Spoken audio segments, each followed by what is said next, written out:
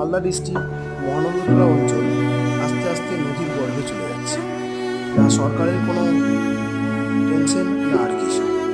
প্রশাসনিক তো চোখ বন্ধ করে অবশ্য ঘুমিয়ে আছে। আমাদের সুস্থ পরিবেশ আস্তে আস্তে নদীর উপগর্ভে তলিয়ে যাচ্ছে। তা নিয়ে কেউ কোনো কথা বলে না। শুধু ভোটের সময় আসবে, বলবে আমরা সবাই এটা করবো ওটা করবো, বাট কিছুই করে না। আমাদের ঘরগুলো এইভাবে নিঃস্ব হয়ে গেল, গ্রামের পর গ্রাম, জমি, কত কিছু আমাদের একদম নিঃস্ব হয়ে গেল।